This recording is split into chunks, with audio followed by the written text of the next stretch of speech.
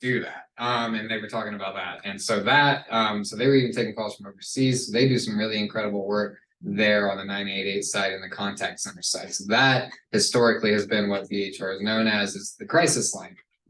So, and I'll get into it here and I could probably start presenting now. You want me to have the mouse to kind of click through or just give you the signal? You got it. So, here, my eyes will hold up for me. Put it in. Okay, they are holding up. So, birthed a couple years ago in 2019 was this idea to pair mental health professionals with police officers to be able to respond to behavioral health calls. And so what has been birthed out of that is the Justice and Crisis Response Unit, otherwise known as CREW. And so we are a street triage model, 911 call diversion and street triage response model. And we used this presentation when we went out to our conference, the co-responding conference in Washington a couple months ago, and we really wanted to aim and talk about, alternatives to community policing, but we're not really an alternative as much as we are an enhancement to community policing. And so just to kind of get to this point, so the case of Julius Graves, this is where really it all kind of began for CREW. So Julius, and you can look these stories up because it's public knowledge, it's in the news. Julius was a person at Places for People and was very beloved. He was a big man in stature, 6'4", but was just as cuddly as a teddy bear. Or then the VP of Clinical Services, Tiffany Lacey Clark, kind of had him as a bodyguard of types. He would see her and would just love to talk to her and do whatever, strive to be better. And as long as he got to meet Tiffany every once in a while and build that rapport and that relationship. So they had kind of a close bond as the years progressed. Well, one week he was particularly symptomatic. He was unfortunately at a bus stop with others around him. Him being big in stature was intimidating. He's interacting with external stimuli. And people around are concerned. They call 911, police respond. Police get onto the scene. They interpret his behavior and his symptoms as aggressive, as threatening. And because of that, they subsequently tase him twice. They would have not ever known that he had a heart condition that would have put him at risk and would have been otherwise not been a good candidate to be tased, right? That taser ultimately is what killed him. It was pretty devastating, because then here we are, in St. Louis with no real solutions at the time to address something like that. So Tiffany left Places for People and became the the Chief Operating Officer of BHR, and is now our President and CEO. And when she came to BHR, this was at the top of her priority list, was to find a way to make sure that there was at least something out there for folks like Julius who weren't doing anything criminal in nature, wasn't doing anything that really shouldn't have even had the police called on necessarily, because he wasn't breaking any laws. He was just having a mental health episode. And so what's kind of sprouted out of that, and here, the general uses of 911, as we know, are for emergency responses, but as we currently see them, we get people that are called out for mental health stuff. We get people that are calling out for, just little minor arguments or substance use type things that could otherwise be handled. Skip through this because I think we can use it. So what's kind of been birthed out of all of this, with 988, with Justice and Crisis Response Unit, is a whole crisis response system that BHR has kind of helped centralize. If you get through the contact center in 988 and you need some type of follow-up, but it's not too immediate, they have mobile outreach teams that can be there the same day, sit down with you, work with you, safety plan with you, get you connected to resources, start doing the treatment planning there in the moment. If it's emergent, right, and they end up at 988 in our contact center actually has the ability to transfer calls to dispatch, and dispatch can handle them internally, or they can dispatch them out to CREW, and CREW can respond and handle the moment in real time. So obviously the problem areas were, law enforcement were not particularly trained in this area, right? I mean, we have CIT, and CIT is always a good start, right? We're always going to say that CIT is an excellent start because it provides a really good base foundational understanding of what police are going to interact with, what you can come across out there in the streets as far as behavioral health and substance use. But you're really only getting to scratch the surface when you sit down in a classroom for 40 hours and then you go out and work year, 5 years, 10 years, and you've only had to take that 1 week training, right?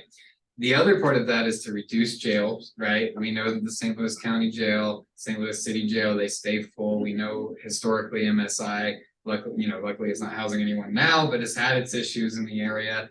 The gaps in services where people are falling through cracks, where you might get into contact with somebody, but there's a lapse. Nobody's following up in a timely manner, right? And then potential harm for people in crisis. I'd also like to add here to limit the use of hospitals as a main focus of us too. It, in my opinion, is no coincidence that we were birthed in 2019 around the same time that the pandemic was started. So keeping people out of the hospitals was just as important as it ever was, because not just for mental health purposes, but because we had a public health crisis going on. So the benefits of the community is the immediate response to it all, reduction in future crises, decrease in expenses, and on-scene need being addressed right there in the moment. So what has happened is that we've had a coming together of a multi-agency approach between the St. Louis Mayor's Office, the St. Louis Metropolitan Police Department. What happened out of the Mayor's Office is the Office of Violence Prevention was created. The Behavioral Health Bureau was created within the Mayor's Office. And so between those two departments, ourselves, and then many community organizations, we have a total crisis response system in place, which I'm going to get into. So this is our mission statement: to be able to support people in crisis by providing in the moment compassion, connection, linkage, and appropriate system of care. So I've said street triage a couple of times, and really what that means is that we're actually able to respond in a primary capacity, a secondary capacity, and then even in a post-event. So what does that first response look like? If someone's calling 911 and they say, look, my neighbor is outside talking to a tree, he is almost naked, he goes through this every other week, but today is particularly bad. He doesn't have any weapons, he's not a harm to himself or to others, he's just going through something. That's a nonviolent CIT call that they would code that as. Nonviolent CIT calls, codes or scenes that don't have any weapons on them, scenes that are secured, scenes that aren't escalated and where the person is a harm to themselves or to other people, scenes where there's not active overdoses happening. We can step onto those scenes as just a primary response, which means district officers don't have to come secure it. They don't have to come check it out. They can stay in on their beat and they can keep doing what they need to do and prioritize high level calls while we go to this behavioral health. The second part to that is, well, maybe he is out there talking to the tree and maybe he's waving an axe as well. That changes things a little bit. We would then need a district officer to go by that individual and say, hey, what's going on? Can we calm down? Can you at least hand me the axe so that proof can come out? Once scenes like that are secured, we can come on and start talking to the person after district has cleared that for us. And then there's a few different ways in post-event responses. One is crew, right? Maybe you were stacked to us, maybe we missed you, it's a busy night, maybe we just had to wait to get to you. We'll follow up later that night if we can, right? If we're not able to, we can do it the next day. But more than that, when we do meet with somebody, there's several things that can happen after we do our assessment. The first thing is they can stay internal to us, and that can mean that they get connected with a clinical care coordinator, which is essentially a social worker that's going to provide targeted case management to be able to address whatever the root causes are, whatever they might need help with. Could be jobs, could be access to medication, it could be getting a long-acting injectable, right? It could be some real serious stuff, it could be real minor stuff. We also have certified peer specialists, and we're really proud of our certified peer specialists. It's a growing model in the country that we're really trying to find and hone in on. The peer specialists are really great because those are folks with lived experiences. Those are folks that have had their mental health issues, substance use issues, if they've seen incarceration, they've seen hospitalization, they've just lived a life, and they can actually work with people side by side and walk with them, not necessarily have to talk to them as much as talk with them. And then the third way of follow-up after a crisis is what's called a CBHL, which do actually exist out here in the county as well, and you might have heard of them. That stands for Community Behavioral Health Liaison. And so those are DMH funded positions where if an individual has had contact with law enforcement or jails or some type of just criminal justice entity, they can be referred to these liaisons that are stationed at community mental health centers across the area. We work with 6 different agencies just in the city alone. BJC, Hopewell, Places for People, ARCA, Queen of Peace, and Preferred Family Healthcare. So each of them, gets each of our referrals. Essentially what happens is when we respond, we work with somebody. What was happening before was that police were just responding. They would fill out a CIT report, and that CIT report would be filed somewhere. And then someone would take those stacks of CIT reports and kind of haphazardly hand them out. So if you've got somebody on Monday night who is saying, I'm going to kill myself, I've got the plan, I've got means, and I've got the intent to do it.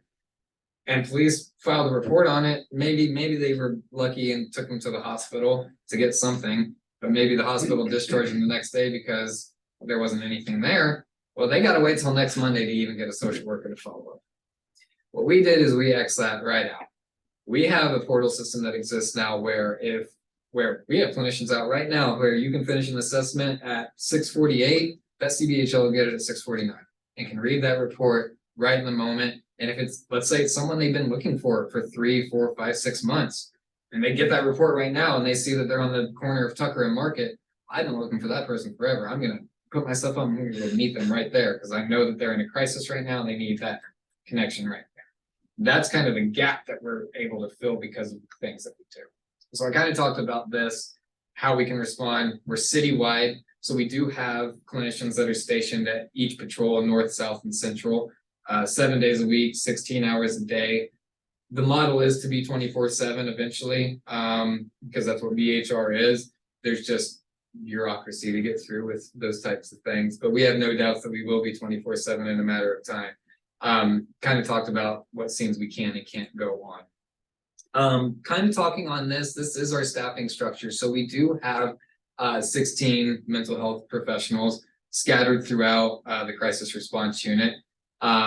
We are in the midst of developing our non-police response also, which incorporates having us have crisis call dispatch specialists centralized in the communication center with dispatch, where EMS and fire are also going to be located.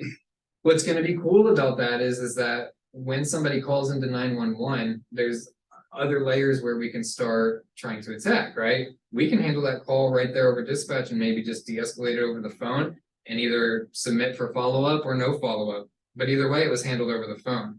If it's a little bit more escalated to the point where, yeah, they kind of need a response right now, but we don't need law enforcement involved, we're going to have a co-response team of a master level clinician and a certified peer specialist to be able to be dispatched by our CCDS to go out into the community and handle that call. So we're taking things away from dispatch. We're taking away things from policing so that both dispatch, as I'm sure things are here in the county, if it's anything like in the city, dispatch is short too, just like PD is. And so dispatch needs every possible second allocated to them to be able to handle. There's been stories that have come out of St. Louis recently with the storms that came through and people being trapped in their cars and dispatch not being able to get to them, right? They're under stress and pressure too, just like a lot of us who are understaffed, right? So being able to get in there and help them with those things helps them get to higher priority calls. Our non-police response helps crew get to higher priority calls, which ultimately just allows us LMPD to continue to get to higher and higher level type calls. So we of course got 5 clinical leads that supervise all of these things. Demetra supervises all of the leads. I kind of help her oversee the entire program. What's really, really great, in my opinion, about our program is that we don't force officers to participate. And I think that's the big thing. We do not force officers to participate. We have officers that want to be a part of our program. We have 8 dedicated officers, and we do have some fill-ins that happen because, officers got to take some off days. And we also have two sergeants that we work with, one that oversees kind of the CIT stuff and the officer wellness type things, and then the other that helps us directly oversee crew. And then we have a lieutenant as well who kind of helps navigate all of that. And then above me is Felicia, who you met. She just recently was promoted from director to VP of J Crew Action. Kind of touched on this, but to kind of elaborate a little bit more, the pairing is one officer and one clinician. How that can look a day in the life is, you know, just how we really try to embed ourselves. We don't try to make it a strain on them. We show up at the time that they allocated, which is 6:50 a.m. That's when they start their first roll call. 7:05 is when they start their second. If it's afternoon watch, we show up at 2:50 or 3:05, whatever the roll calls are, and we get with our officer and we roll out from there. And it really is just like being on the beat, right? We're out there. If we see something that we can intervene ourselves on, we'll tell them, hey, stop. That's something that we can help out with. If we hear something over the radio, if we see something coming through CAD, we'll stop, we'll pick it out, we'll go, we'll request dispatch to request us to the scene. And that's really how it looks, right? Not to simplify it so much, but it really is that simple. So kind of further elaborating on this even, you know, how do we respond? I already mentioned we can be dispatched through crew. We can patrol the neighborhoods to look for opportunities of engagement. It's no secret. The city sees a lot of encampments that pop up. We see a lot of congregation that can pop up. This week in particular, when it's so hot, people are gathering in certain areas. We're trying to make sure that we're getting them water and food and things of that nature. So we're able to just, besides being dispatched, stop and actually help the community when we see it. And then, of course, the follow-up requests that I was talking about. What happens after we engage them? Kind of continuing on that, like I said, we have CCCs that can provide targeted case management along with the peers. We have the CBHL system, but we also have some different partners. Interestingly, this year, what we've seen is when we first started last year, and you'll see some of the data here momentarily, we responded to over 500 domestic violence calls last year. But what we discovered was that there's already a DART team out there that we were stepping on toes, and we didn't. And if they're doing that, we don't need to be on there. We'll let you guys take those calls. Don't let us intrude on what you guys already got. So what we've actually seen this year is a mass increase of interpersonal violence calls that were going on versus domestic violence. So though that's interesting because we're able to partner with the Crime Victim Center, who works directly with those IPV cases. When somebody comes into contact with a violent incident, such as a gun, we have gun advocates that we can refer to. And then anybody that's under the age of 17 in need of connection, we have Youth Connection internal to us that we can refer to. So we're kind of a multifaceted approach when we're looking at not just how we respond, but what happens with the people after we respond, because it's going to take a specialized effort to address their individual needs. And then the last thing on here, and perhaps maybe the biggest thing, is the partnerships and collaboration. So we meet with our PD partners weekly. We do trainings with our PD partners on a quarterly basis. So just this recent one, we had a pretty cool one where we kind of tried to split it, because we've had incidents that have escalated with us on scene, and quite frankly, we're not trained officers. We're not, you know, black belts by any means either, right? So we need some type of basic self-defense, you know, environmental awareness training. But they were able to give that to us. And in the same breath, we're able to provide them with some clinical type trainings. The big thing for us is what's called assist training, which is really just kind of focused on some really intensive question asking and safety planning when somebody is going through suicidal ideation. So we're able to teach that even to the police officers, not just within our unit, but within the academy as it comes. We're able to provide mental health first aid and things like that to the entire department. As I said, we fall under the umbrella of the Community Violence, the Office of Violence Prevention, and we're a part of the Community Violence Intervention cohort that has you know, violence interventionists out there from On Blanket Cure Violence. Urban League is a part of that, Diamond Divas, the Brick. There's just so many good organizations a part of that cohort that are really aimed at reducing the violence in the city. And then we have ongoing clinical meetings with all of our clinical partners as well, from the community mental health centers, to jail staff, to hospital staff, and really anything in between. Problem properties, Department of Human Services. We try to really be, again, multifaceted because we know it's not a one fits all, right? It takes a village, so to speak, to try to address some of these needs. So here we kind of get into a little bit of the data just to kind of show you guys where we've come, where we started. So the purple line, it represents our hospital diversion. So in that first 6 months, you can see that just about 1 out of every 4 people were going to the hospital that we came into contact with. But when you fast forward to where we are today, that number is about 1 in 10. We're seeing some real good success because we're getting good at what we do. We're also seeing a very good trend of keeping arrest rates between 98 to 99%. That is only about 1% of people that we come into contact with are actually going to go to jail. We treat these numbers important because from our point of view, any 911 call can result in arrest or hospitalization due to the nature of what we're responding to. You really don't know, right? Once law enforcement is there, it can escalate, and before you know it, you get in a tussle with an officer, and now you've got a felony because you hit an officer on accident, right? Those things happen every single day. So we treat every single encounter as possible arrest, possible hospitalization, because it's behavioral health in nature. So, what's next for us? Kind of talked about it a little bit, but our community call dispatch specialists are going to be really cool. We're really looking forward to it. We actually have hired 3. We're set to have our first class with dispatch in just a couple of weeks. We have our non-police response team. We actually just started renting some cars for them to start going into the community with. We have a system and infrastructure ready to put in place once everything is signed and ready. But essentially kind of what I talked about, right? They're going to be able to intercept those calls within dispatch, and then either resolve them on the phone or get them out to our non-police response team. Our non-police response team is going to be that real medium between dispatch and between crew. This is going to kind of be the saving grace, I think, for a lot of different types of calls. We hear it all the time still, even as crew. We come on with a clinician and an officer. We hear it and we see it where it's like, I don't think officers were needed here. I really think, and when you're talking about a city like St. Louis that's currently about 400 officers down, you can use every single person at your disposal, right? So we're really excited to get this up and launched because we think this is going to be a huge benefit to the city. And this is, again, it's just kind of talking about how there's no crisis left behind.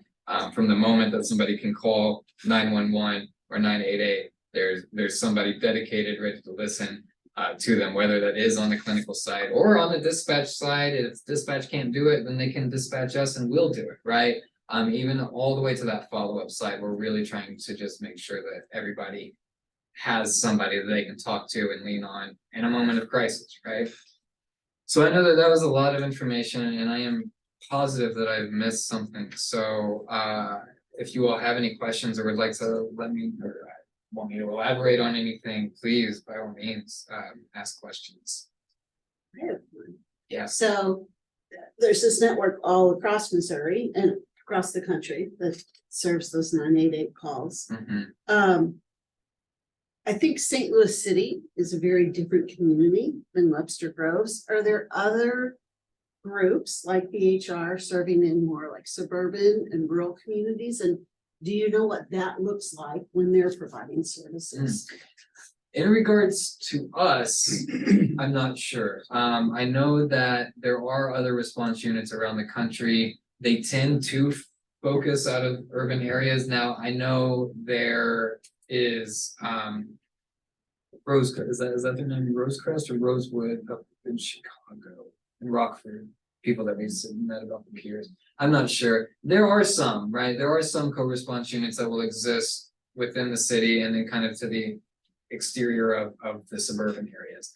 But as far as like mental health services, yeah, I mean, places like BJC exist and come out here to the county. Places for People can, Hopewell can, ARCA can. All these places that we work with, generally because of their funding, can cross out of the city limits and come into Webster Groves and everything. But as far as a response unit, yeah, I don't think there's much to go off of there. I can understand why Yeah. that might be where there's a higher volume. Yeah. But in the same sense, as I say that, you know, there's a lot of universities that do this, right? And in universities, I would say could mirror a suburban area, right? Chapel Hill, North Carolina is one. Cahoots is something that everybody always talks about when you talk about these co-response programs. Cahoots started in the 80s. But I think you make a good point. And that's what I tell people is that this model works for us, right? This model works for St. Louis City. It doesn't mean that, you know, because we partnered with folks from Denver, we partnered with folks from Houston. And while they've got good ideas and they've got things and they got the infrastructure in place, it doesn't always mean that it's going to translate to our population here in the city. It's different historical contexts and different people that have lived here for generations, right? So we're dealing with different things. So again, it's not a one size fits all approach. I think it should be specific to the needs of the area. I also remember, I don't think you gave the presentation, but it was a previous BHR and the purple shirts. Yeah, so that's all us. that. Yeah. And they also were talking about, they were able to quantify in dollars. The MasterCard what they report. felt, the impact of being able to, you know, if you don't send someone to jail, you know, for some unmet mental health need, that means you don't pay for, you know, whatever that costs to put them in jail, and you get them other services. And so I thought that was really compelling. Yeah, no, that's correct. There's a lot of research that would indicate that, you know, somebody that's, you know, a lot of what has historically happened is if police respond to somebody who's suicidal, they say, I feel like killing myself, and they take them to the hospital. Because as any officer would, they're worried about liability, right? They don't have a safety net like they do in us, right? But we really push that, right? Because we understand that sometimes you're just saying that, and there's actually these underlying issues that we could talk about and resolve, if not even on this scene, in the week and the months coming ahead. That's going to save you from going to the hospital, because what the research would indicate is that outcomes are actually worse for people with suicidal ideation coming out of the hospital, you know, for jails for that matter. We knew that. There is a MasterCard report that they did for us the first year of our existence that did quantify the hours we were saving EMS, PD, the money we were saving the city, you know, and really, I would love for them to come back and do it now, because that was based on 2021, you know. There was so much that was being built still about our program that I would be floored to see the numbers of where they are now with the infrastructure that we have. Yeah. Chief Curtis, before we did this, I had asked you sort of like, what is the rate of calls that might be mental health associated in Webster Groves? And you said the vast majority, they're associated with Epworth and Great Circle that have services. Can you talk a little bit about that, or? Probably, I just anecdotal, I might have the data in front of me, but probably 90% of the calls we get in terms of mostly disturbed persons or missing persons, assaults, peace disturbance, those kind of issues related to use at Epworth, and what's KBC now used to be Great Circle. So I think I sent you the numbers on that. I think we probably get close. You did. Close to 200 calls between those two institutions in the last 9 months to a year, and I probably as far as the domestic and emotional stuff, we probably don't get more than maybe 1-2 calls a week. Yeah, and you know, the other thing that DMH is doing in the state of Missouri too, besides the community behavioral health liaison, is also the youth behavioral health liaisons too. There are positions within these organizations that I'm mentioning that do tailor their service needs to youth 17 and younger. We see our fair share of youth too. You know, as you can imagine in the city, the media picks it up all the time. The youth are downtown doing what they do. But aside from just that usual narrative, there are some youth that are really going through some really tough things at such a young age. And so it's good that we are there to be able to provide an assessment, sit with them, talk with them, help them get linked to those services, because oftentimes, as we see so often, it doesn't start with them. It means their parents have something going on, right? It means the parents have something going on too, if the youth does. So it's not just about addressing that youth need at that point. It's about addressing the family need when it comes to that stuff. You mentioned working with like BJC. Are you working with other hospital systems, even Yeah. health insurance? So not so much on the health insurance, but we work with BJC and SLU because that's what we have there in the city. Even before South City was closing, we didn't really have a working relationship with them. What has usually happened, right, besides people just going to the hospital unnecessarily, is that if people have gone to the hospital, and either because they are a familiar face or because they're not taken seriously, or it's not coordinated or handed off appropriately, the hospital sees them, they check their boxes and they say, okay, see you later, right? Here's a script that they can't even fill for medication, right? What we really have tried to hone in on is if, all hospital cases we need to follow up on because it's important. But when we come into a situation in which we have to involuntarily commit somebody to the hospital, we take that really seriously because you're taking away somebody's rights at that point. And really, we're not trying to take away their rights without actually providing them with some suitable help as well. So we start that front end process quick. We've gotten in with the social work teams there, up to their management level, and put us in their workflow and put them in our workflow. So when we have those cases in which somebody has to go to the hospital involuntarily, we notify the hospital up front. Hey, we're on our way to you. This is what's coming at you. We triage it on a higher level with their management team. Hey, look, we got this person coming in involuntarily. We're routing this case to, let's say, BJC. We're going to loop in the CBHL from BJC. Over the next day, that social work team will coordinate with this CBHL here, will coordinate with us, and the whole system kind of just comes together. The CBHL is now able to say, okay, well, I got this report from crew, because what was happening before is they would get our reports and they would try to follow up with the hospital and they were gone. They couldn't follow up with the hospital. So now where are they? But now what's happening is that we're able to catch it right there. Hospital don't release them until this person can come see them. They are actually able to come see them in the hospital, build that report, which is going to increase the outcomes. Because now you don't just have some random person trying to call you or knock on your door, right? You met them in the hospital after one of your worst moments. So that rapport is built, the handoff is there, and then the solidification of services takes place after their discharge. Why are you not interacting or working with the insurance companies? Because I do know that's a win-win. They are very much trying to push value-based care. They're trying to push, avoid these readmissions and other things that are driving costs.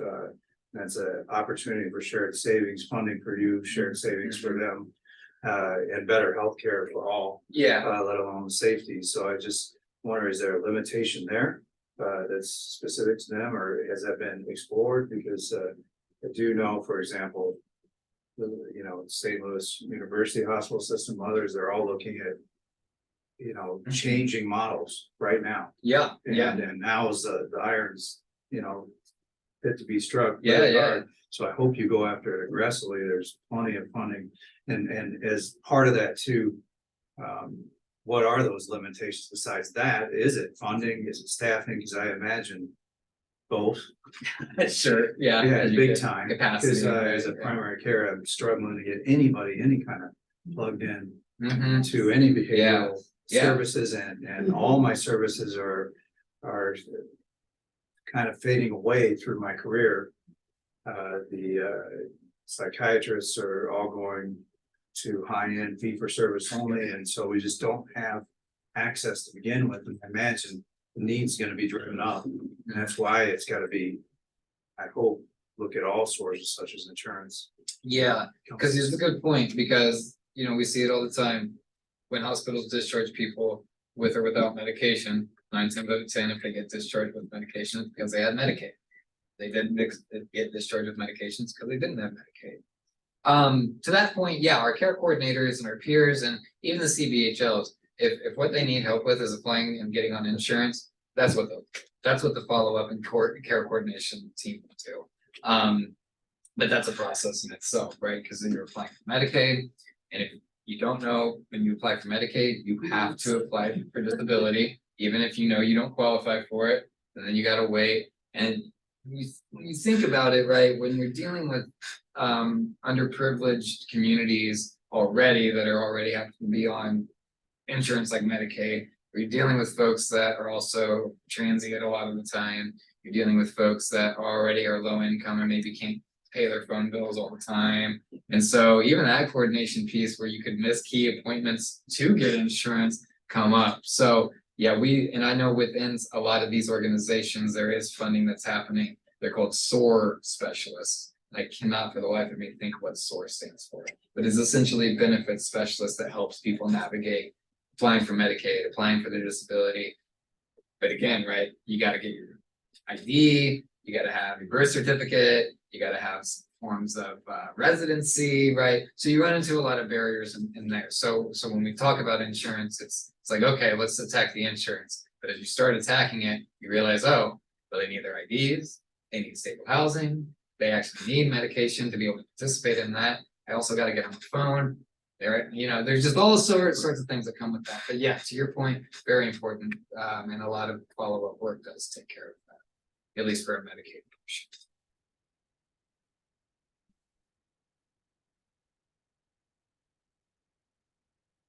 I've done some homeless outreach. Mhm. And I know that a lot of people that are congregating down there, it's because there are services they can get through the St. Patrick's Center and others. Do you have a sense, like, I'm not even sure how to formulate my question, like, who is that population that you're serving? Yeah. Are they, I guess, even if you're unhoused, you're a city resident, if that's where you live, but you feel that there are also, county people? Oh, That maybe yeah. they are sort of transient, but they have a home or Yeah. family other places? Yeah, I would definitely say so. I couldn't put an exact number on it, but just I've done homeless outreach and street outreach, and we see it all the time in crew too. It's not just people that have been dealt a bad hand in the city, right? You see it all the time. And it's not just the county, it's St. Charles County too, right? There's limited resources. One example that we always get that I always lean back on is an example that we had in the winter time where it was very cold, and this man had 3 kids, no wife, right? He, as a man, had 3 kids, and there were no shelters. 1, men's shelters are already limited. 2, good luck finding a male shelter that's gonna let 3 little girls come stay. So essentially what you have to do at that point, well, the baby has to go to the crisis nursery. The one son who is maybe 13 or 14 can't go to certain shelters because of the age restriction. And then the one kid maybe gets to stay with dad. And then if there is a mom, right, that's lucky because maybe this kid can stay with the mom, dad can go to the man's shelter. But what does the teenage boy do? What does the 13 to 14-year-old do? Right. So we run into those issues all the time. We're from the Illinois side, actually. So if anybody has ever been on the Illinois side, those resources over there are even more isolated, lackluster. And so a lot of times if you're homeless over there, you get pushed to this side of the river. It's the same thing in the county. It's the same thing in St. Charles, same thing in Jefferson County. It all, as to your point, Patrick Center is located there. All the major shelters are located there, housing services, health services, substance use services, everything is so located in the city that, of course, inevitably it happens, right? You come in the Amtrak. More than that, St. Louis is central to the country. We've seen people from all over. We've helped people get to from all over. So I think that's a unique part of St. Louis in itself, right? When you talk about the uniqueness of these types of programs and implementation, St. Louis is the only city that is so central to everything, right? That we've got to take into consideration, things like that. But I know, like, even to further that point, like the county, I know they recently even passed bills about standing on corners, right? That really prohibit things like panhandling. And while that's good on paper because you want to keep the residents happy, you want to keep your community looking well, all that really does is either incarcerates them or pushes them somewhere else. It only displaces the issue. And a lot of the times, unfortunately, the city has to bear the brunt of a lot of those displaced issues just because that's where the resources are.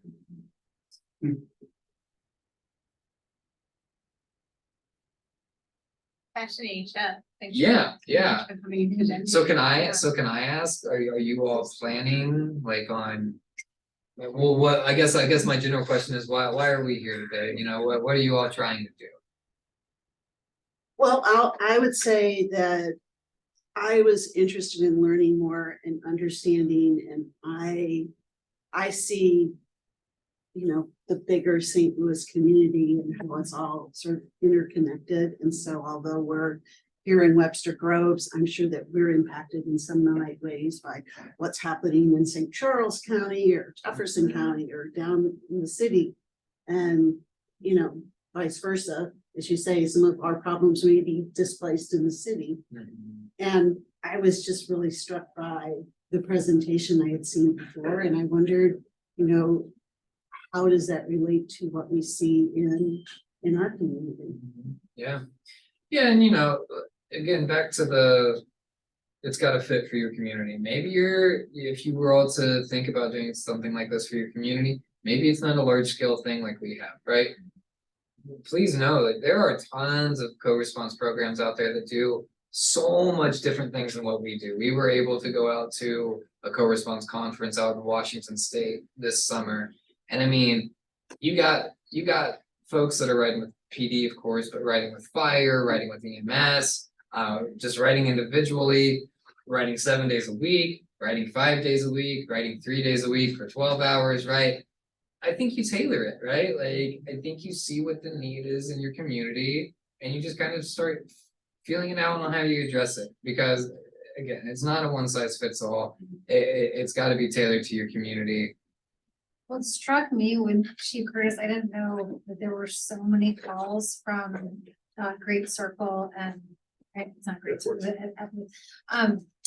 because you know, you think those programs, they have mental health professionals on staff, many of them. So if it's either that those staff don't feel competent to deal with what's going on, or it's escalated beyond that point, or they're understaffed, like that's just an interesting aspect of the number of those calls, and then thinking about like the need for additional mental health intervention with that. I just think that's really interesting. It's a challenge for them, even though they're trained in the professional health professionals.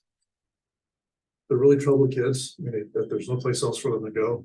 Mhm. So what happens is they get there, and even though they're getting help, and even though they're trying to direct it the right way, they want to get out of there. And that's probably more than half of the calls is them running away, Yeah. even though they're a part of the state. And they have the parents basically, where most of them are out of the picture. So anyhow, that's a challenge, not Mhm. just for them, but for us. That's where a lot of the calls come from.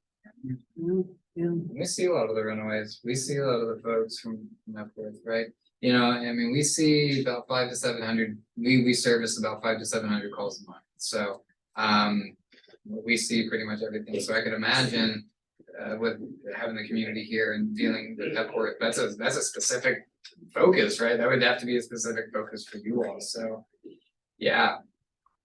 I also, thinking about the survey we sent out earlier, it seems like there's an undercurrent of interest. Do we have this kind of approach here? Mhm.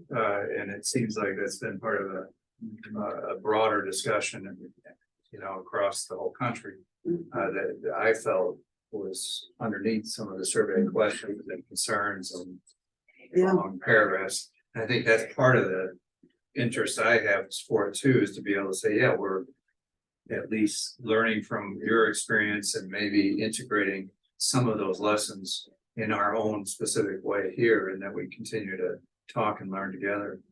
That's Or to what I be would able hope. to say, you know, our officers have this amount of training, here's what's going on in some other communities, including the Yeah. greater metropolitan area, that some of that isn't happening here, but here are some choices that could be available depending on how we would wanna, Yeah. you know, the city council or whatever would wanna change this.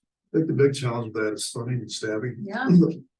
We just don't really have a constituency base that would support Yes. for funding that kind of mechanism.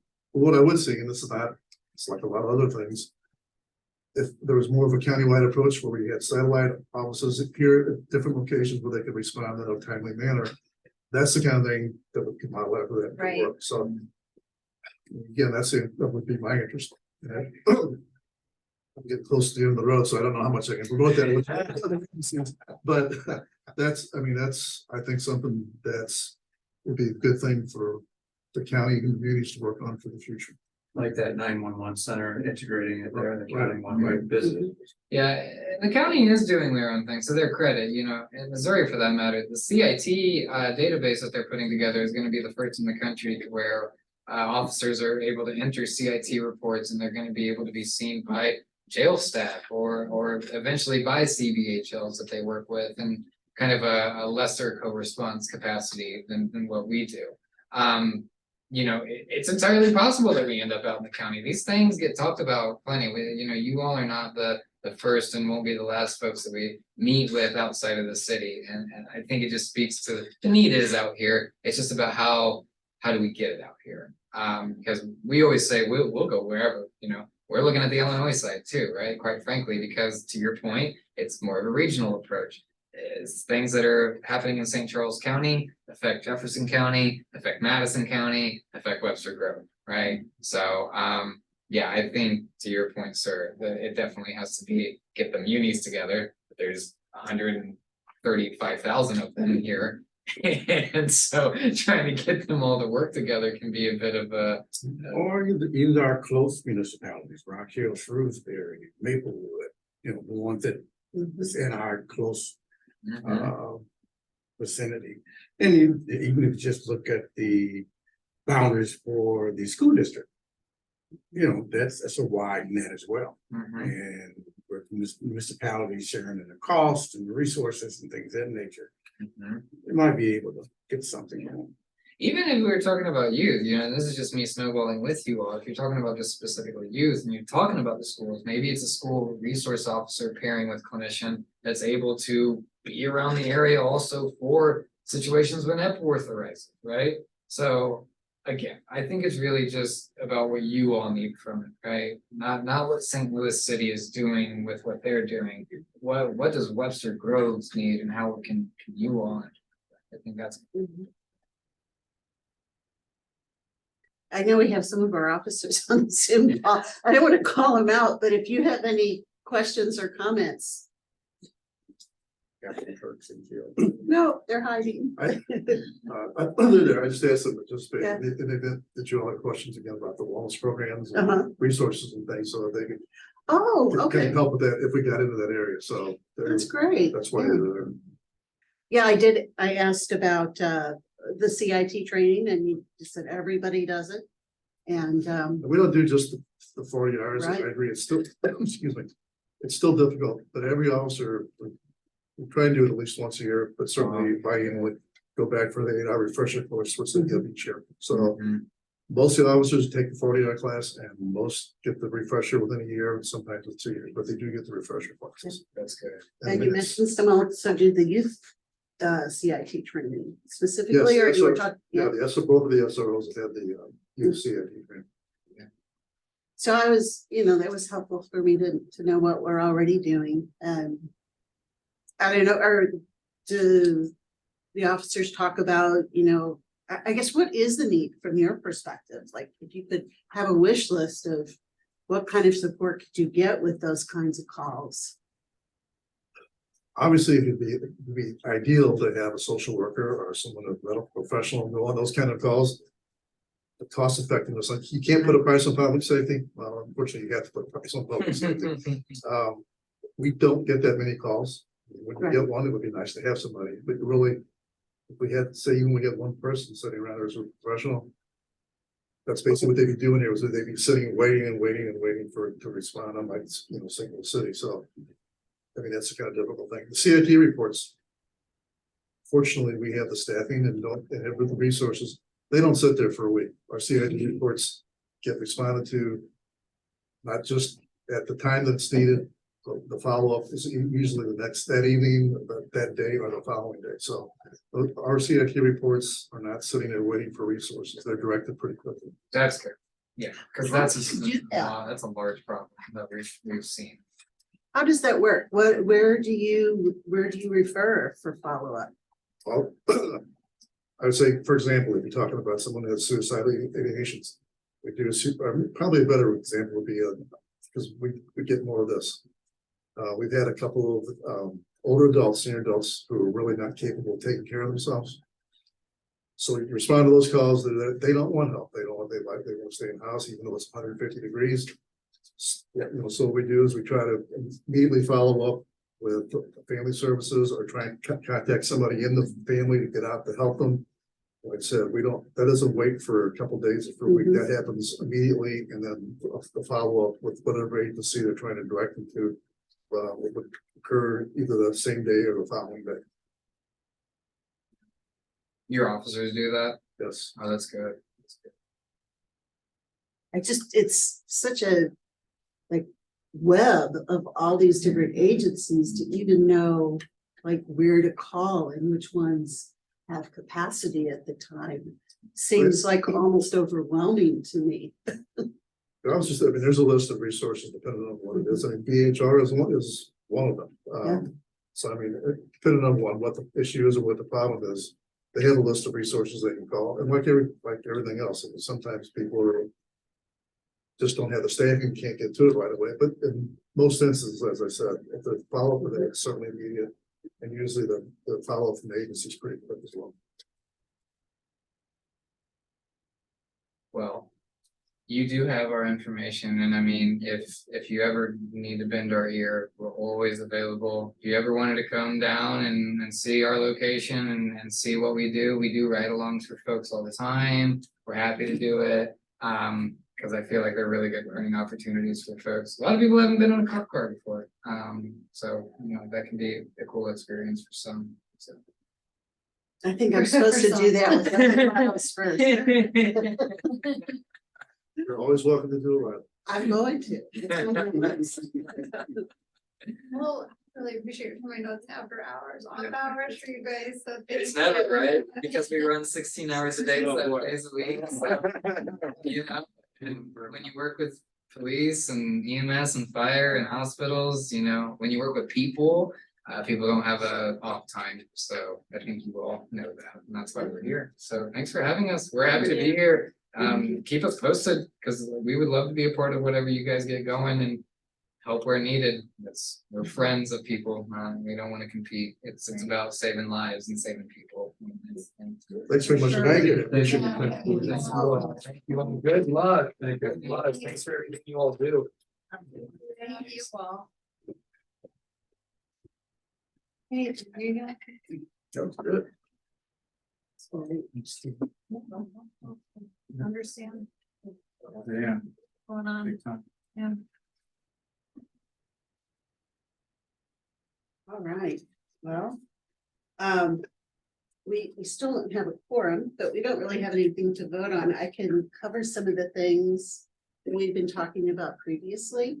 And so we have submitted the edits for our website and the form.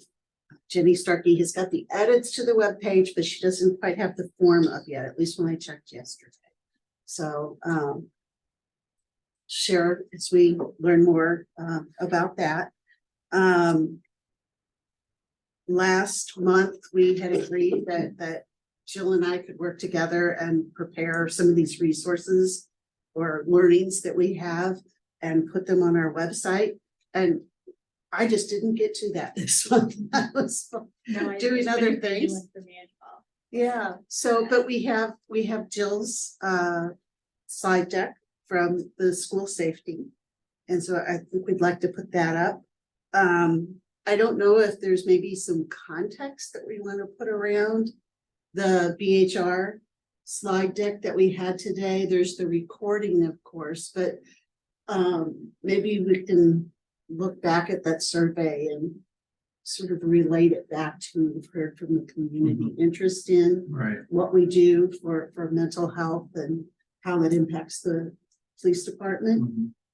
So I think Jill and I will definitely get together this next month and come up with a couple things so we can share them. And then we had talked about traffic stops report. Chief Curtis prepared a bunch of slides, and I just thought, well, let's get together and again, put some context around that, especially since the thing that people have keyed in on, like in the survey, even though that's years ago, it was the traffic stops and that disparity ratio. We talked about how that number really isn't that helpful in understanding what's happening. And so I was hoping that we could figure out how to frame that and Yeah. share that. So we've got that. And then the last item is one I brought up last month too.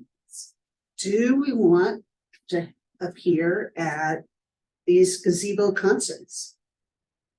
We have name tags now. We could note that in a little folding table if we just want to go there, listen to some music, and if people stop by, that's great.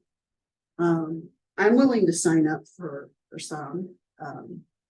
But I could put up a list, or if people just want to check their calendars. I'm forgetting what day of the week it is that they have those. Does anybody know? Is that Thursday night? Are those pretty, I've actually never been, are they pretty well attended? It's kind of weather dependent in my experience, but they can get a lot of people, a lot of families, little kids running Yeah. around all over. And Chief Curtis, you might know, because your officers have to patrol around as those things are going They're on. generally well attended, like I said, it's weather related. Yeah. A night like tonight, they're probably gonna have a Oh, low yeah. turnout. What would you expect somebody to do with that, other than where that's the thing? I don't Our understand favorite sometimes. practice, like, what do we do other than stand there and be open to talking and responding to questions? You're wearing your little lanyard, whatever, and Yeah. And they're there to kind of, they're there to have fun Relax and and hang have out. fun, The yeah. only thing you can do is, well, gee, if they're kind of like the band's taking a break, or they just walk the kids over to the bathroom and they walk by the table. It is, we're an introvert, which I'm one, even though I talk too much. It's challenging to like figure out, like, Yeah. what do you do? One of the things you might want to think about, we are planning on having, again, after COVID, we haven't had one, but plan on having another coffee with the cop, probably sometime in early October. I think that would be a good venue for at least one of Ah. them to show up there. Yes. I like that because it's a direct connection, you know, like when we are at a community event that has nothing to do with civic involvement, like in a Mhm. government kind of way, then I think it's kind of hard to have context for us. People are there to have fun. I like the idea of, I mean, I know I don't have much to say anymore, but just my take is that, you know, when you have these volunteer groups, and then when we ask people to put that extra time in outside of meetings and other things, it should really be really worthwhile for our group and promoting our group. And I feel like it's something that's directly related, that's a better use of time and energy. I think that's a Chief, I good know, point. firefighters always have issues, you know, change your batteries this time. Is there anything that the police force can put out that they need to be aware of? It's hard for me to think of anything, what to do in the stop or what to, I don't know, I think we've done a couple of Yeah, things. you did. The primary one is the 9 o'clock routine. I mean, fortunately, it's a lower priority, it's a lower occurrence now. So we're not getting hit like we were at one time, but it's still an issue. We still get some calls.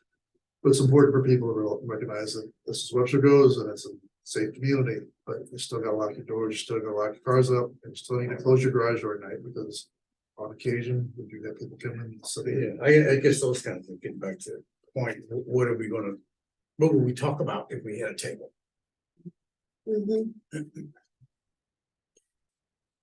and hopefully we won't have any more of them. It's a rare occurrence, but we did put out some plans with the WKT and also the media in terms of what's coming down as the bump in the number. Yes, I read about that. There's 3 in the city, right around the same time, that one. Yeah, I don't have the answer to those questions. I do see where it would make a lot more sense for some of us to come to the coffee with the cop. And then if there are more people there and you have just, you know, however many officers, they might be interested and want to learn more about the PCB or questions, so. But, things like as the chief mentioned about the car, make you get out your car and they stick you, that's community stuff that they need to be aware of. I just know it happened to us while we was up in North County. We had a van at the time, they bumped it. And I just drove on. She said, "What you got?" "I'm not stopping." I got insurance. I am not stopping, they hit me.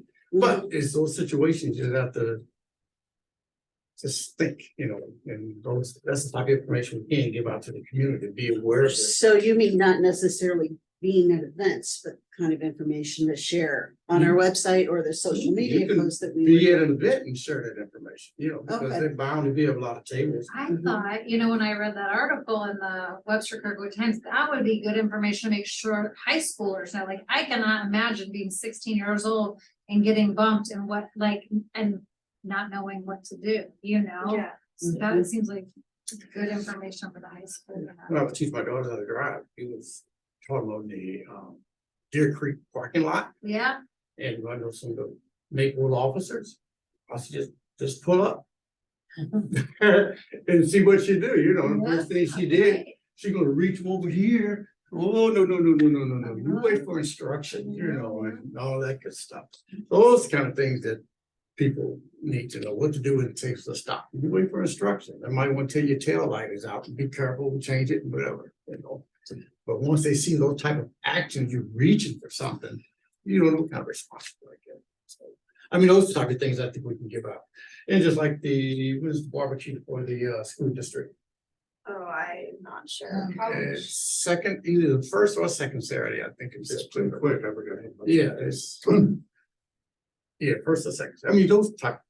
Those kind of things that, I'm sure. Chief and Perks Park can think of a whole lot of other stuff that, this is what you do in case of these situations, I like that idea. So it's kind of like, Slim, you put together like a one sheeter, didn't we? We had a little social media post, but then we did something bigger. We did. I thought we We did. did the social media post. It was like 2 slides about the locking your cars, but I think it was still just one post. Okay, But it was like one was a bigger graphic and one was more yeah. in depth. So we could take the kind of information you're talking about and to package them as sort of a flyer Yes. that's very simple. And that's the kind of information that if you are at an event, you could have that out on the table and somebody might just pass by and be interested and grab it. And So- not necessarily a 8.5 by 11 fly, you can just do buck slips. 3 to a page, an event of a stop, and what to do, whatever we decide to put on there. And I come right, and that's. In my opinion, that's police community engagement board, you're reaching out to the community. And I'm Yeah. sure, officer can be there with you, to. Explain what's going on, or give more definition information. May I ask you? Sure. I keep thinking, what would draw me if I go to the gazebo to listen to music? I'm there and just, why would I walk over to a table? I'd walk over to a table if there was something that I'd have to do. I wanna sign up for riding with a cop, having coffee with the cop. So maybe it's not all the time. But, like every other concert or something, where it makes it special. And there's a real sign up here where I have to go and put my name. And then you're creating that engagement that will go beyond the concert, where there's a phone call or let's set up or let's meet. So it's kind of like a doing on both sides. I like the idea of giving things out. But sometimes it's like, oh no, one more piece of paper. Right. So maybe if it's an action. That's a good idea. Then with the barbecue, the Lions are gonna be there, I think I just finished reading that, they're gonna be there, and the school district will be there. Almost positive the Rocket Ministries will be there. I'm sorry, which of this? The school district Yeah. back to school Like, bar Oh, the okay. Ivory Crockett. is that I have they- a Crockett, yeah. So like I said, Do know those three. You know what, I just thought too, all these ideas at the end here, but, I wonder if Holland Salzman at the Novel Neighbor, like I was thinking about, I wonder if she could ever help fund a bookmark that, you know, they give out a lot of bookmarks at the front of the store, like a PCB, maybe like tips, like, you know, I don't know what it would be, locking your car, what to, how, you know, what do you do if you get pulled over? I mean, it wouldn't be like the most sexy bookmark in the world, but it would be like something that would be part of the community. People, I pick up stuff at the front of Novel Neighbor all the time. She might be somebody to talk to, like, what, is there a budget for some kind of, something? I don't think I know her. She's the Oh. owner of the Yeah. Novel Neighbor, so, yeah. You can put a picture on everybody. Right, that would Yeah. be really funny, though. I think that would actually not be a bad idea. Everybody needs one on your website. I can go there and get information, you know, 'cause I don't. That's some years ago, I think Sarah, remember Sarah Riss, I think I was, you did the,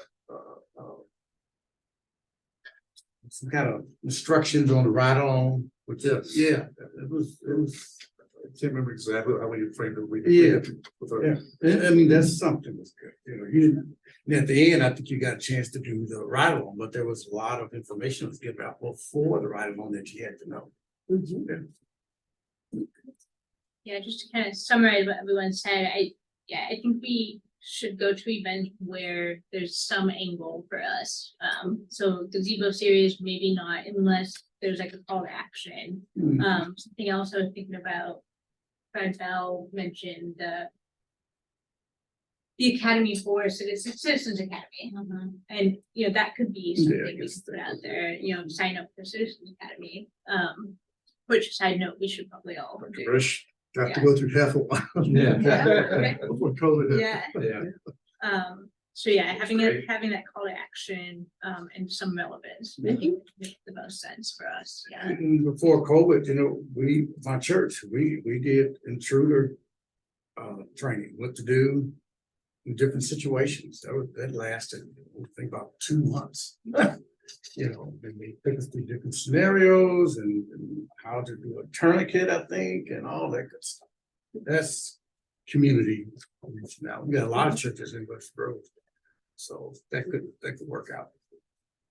'Cause every church will be different because of the eagerness of them, you know, and what people know or don't know and things like that. We actually have security in that church.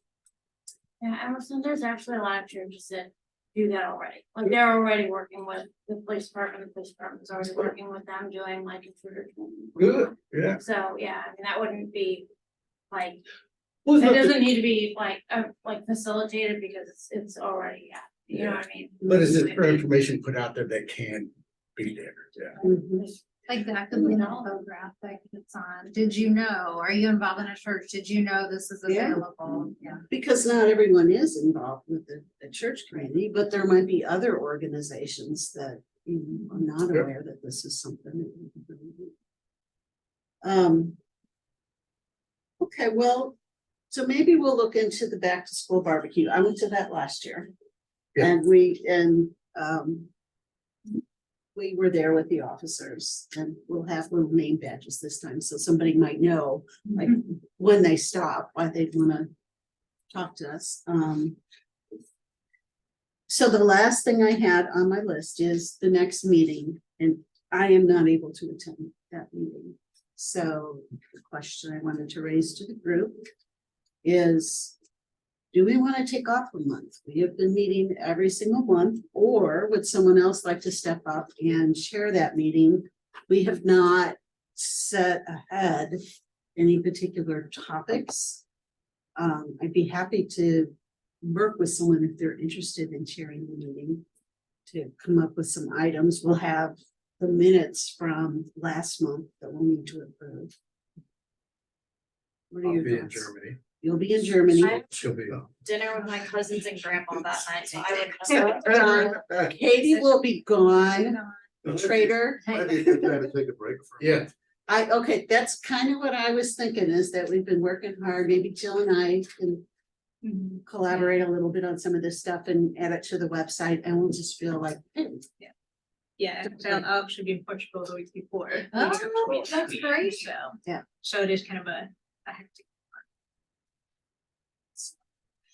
All right, well, I guess we don't even really have to adjourn, we can just all trail off. Yeah. Well, Thanks, thank you for everybody. Katie, Good and information. Scott, thank you for getting the BHR people. That the was other really thing, I even really better than I wanted to thought. learn about that. So, yeah. Katie, thanks for your good work. Yeah. Especially as the interim chair. Really Thank seriously. you.